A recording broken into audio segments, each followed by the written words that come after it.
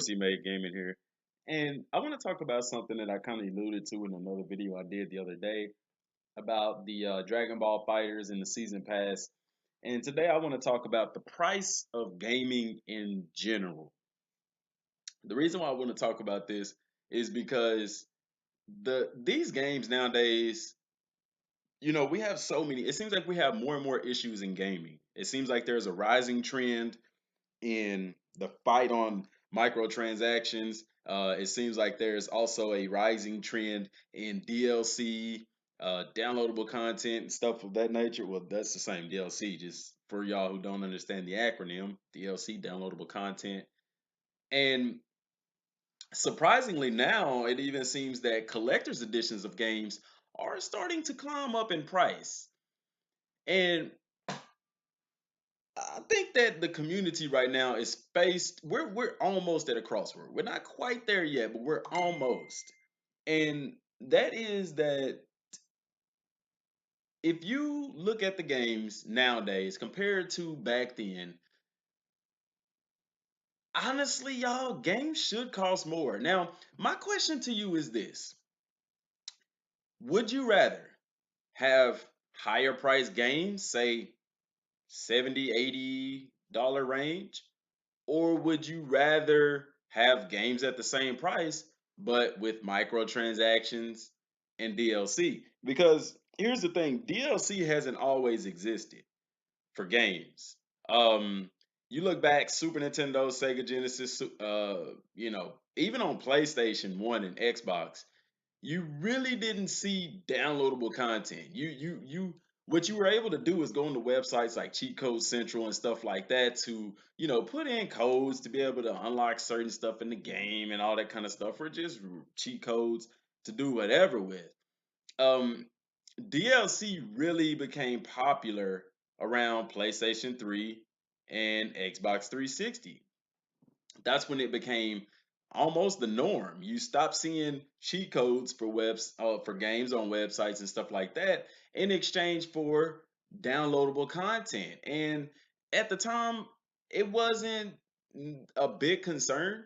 A lot of people welcomed it because it was like, hey, now we get extra content for our games. But the fact of it is that later and like more like now, people are beginning to see that it's not so much downloadable content, it's more, they have a complete game, but rather than selling all of it, they strip some. Not all developers do this. Not all publishers, developers, companies do this, but it's becoming more of a frequent practice, especially in a game like Destiny, when you're able to glitch into DLC areas. And like remember in Destiny 1 with the sleeper simulant, how Bungie literally watched us go around trying to find things to activate this before just coming to terms and finding out that it was in the game the whole time. It was just locked behind a paywall, or not necessarily a paywall because we didn't really have to pay to get it, but you get what I'm saying. It was locked behind a coded wall. Like they just flipped the switch and then bam, there's the gun in the game with the quest and everything like that. And you know it's people are starting to see that it seems as if we're sold incomplete games on purpose, in a sense, so that they can sell us DLC later. But being a consumer, it sounds messed up. Yeah, it does. But when you look at it from a business standpoint, them selling us games at the prices that they are selling them, unless they sell millions upon millions of copies, they're probably, I'm not gonna say losing money because they're not losing money. Nobody's in the business of losing money, but they're definitely not making as much as they could. Not only that, but a lot of these publishers are pressuring these developers, because of this, because if they don't have a game out in a certain time, they start crossing into the red. And so developers are putting more pressure than ever.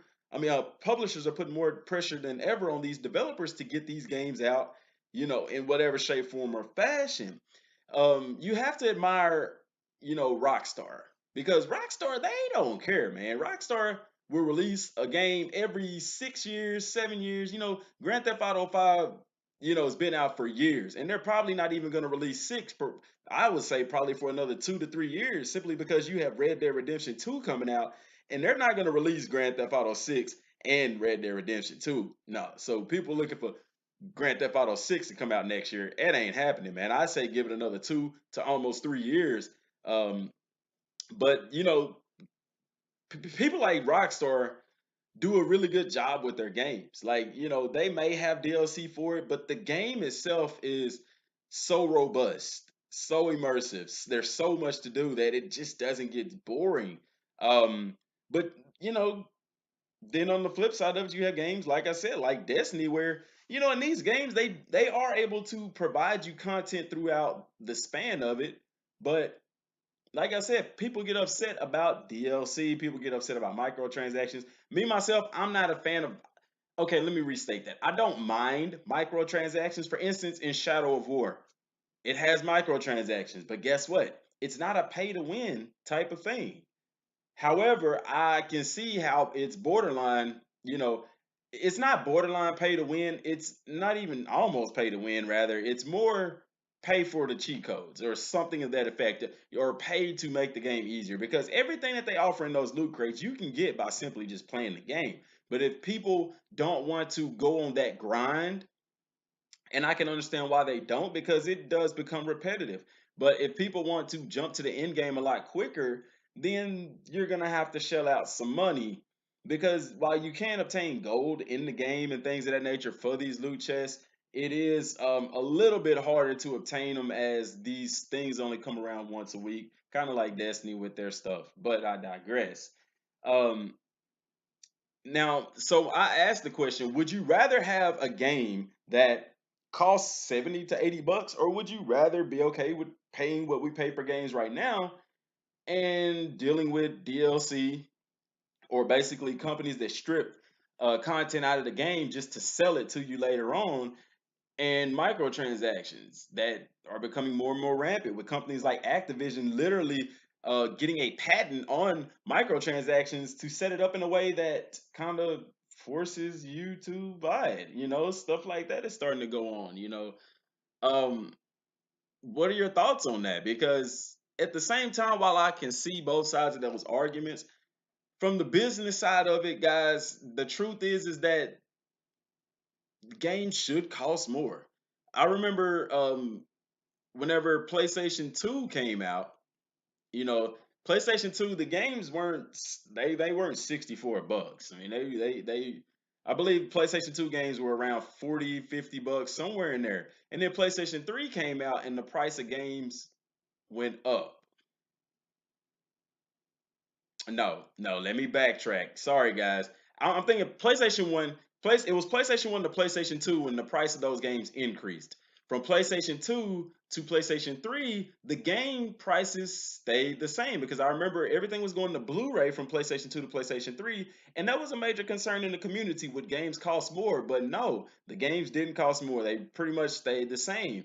And same thing from PlayStation 3 to PlayStation 4. So PlayStation 3 and PlayStation 4, even though there's a lot more stuff that goes into these games, a lot more development time, a lot more resources, a lot more graphical upgrades and things of that nature. The game prices stay the same. So honestly, they're making better games for cheaper prices. And technically, guys, the games should cost more than what they do right now. And because of that, they don't want to give us content that costs that much, because the people would complain, oh my gosh, a $70 game, are you kidding? When look at how much we spend in DLC plus the game plus microtransactions. You get what I'm saying? So that's why I asked the question, would you rather have higher priced games with all the content already in the game, like the Game of the Year edition that they release on pretty much all games? Or would you rather keep games the way it is with microtransactions and DLC issues that we have? Let me know down in the comment section down below, y'all. Don't forget to like and don't forget to subscribe to the channel, y'all, and stay updated with everything that's going on in the DM community. Um, it's a blast, y'all. I'm telling you. Don't forget to follow us on Twitter as well at Dmgaming 5. That is the number 5 and not 5 spelled out. That's all I have for right now, y'all. I appreciate everybody for tuning in. Till next time, thanks for watching, and God bless.